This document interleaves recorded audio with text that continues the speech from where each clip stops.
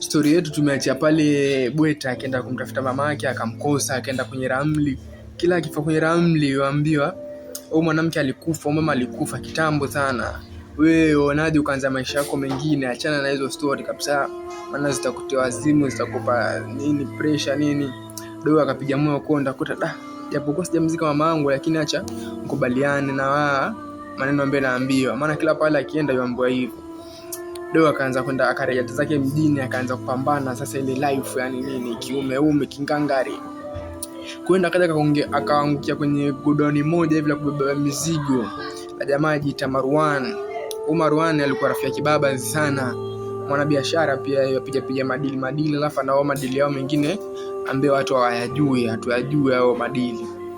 Piga kazi pale kwa Marwan nini na nini, akajipatia maarufu nini. Marwan akamkubali udogo, yaweza kazi na yaweza ukaba siri, maana kuna deal zingine pia alikuwa shaanza kutambulishwa na Marwan, alafu mtoto wa kiume amekaba sana.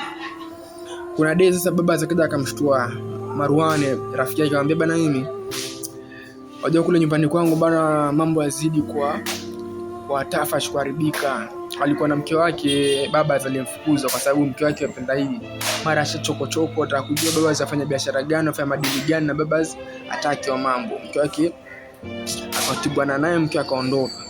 Sasa kazi za pale baba walipa watu nini, lakini sio wajua kazi zingine huwezi kulipa watu, akaja akafanya kiondoka. Baba alikuwa na madondocha, yafuga madondocha. Sasa madondocha, hii siri itakuwaje? Kamuelezea Marwan akamwambia nitafuta kijana mmoja ama wawili ambao watakuwa wasimamia madondocha ya shule kila kitu, alafu amlipa vizuri nini na nini. Baba akaja na wazo vile ambavyo ukuja na hilo wazo, wewe unaje ukanitafutia? Akamwambia bana, wewe kama nikutafutia na kijana wangu mmoja napiga naye kazi pale site kwangu, huyu dogo anakaba sana, unaje mimi na connect naye.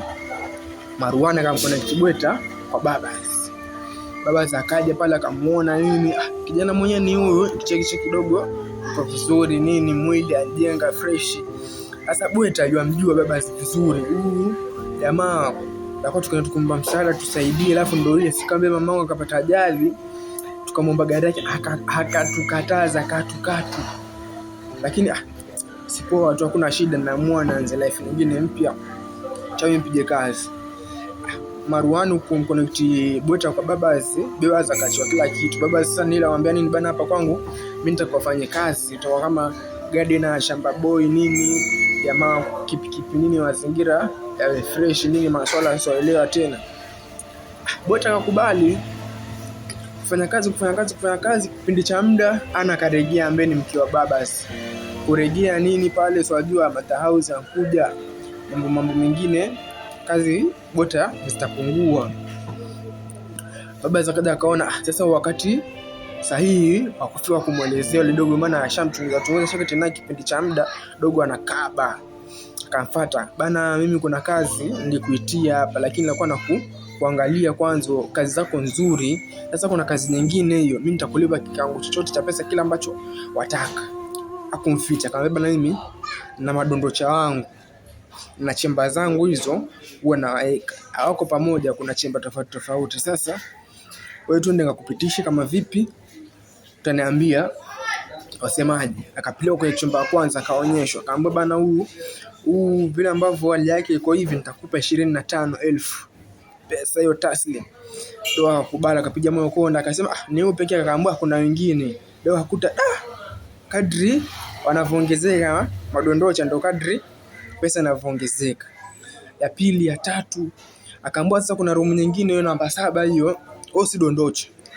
Mama mtu mzima lakini alipoteza fahamu, alafu ni mlemavu hivi.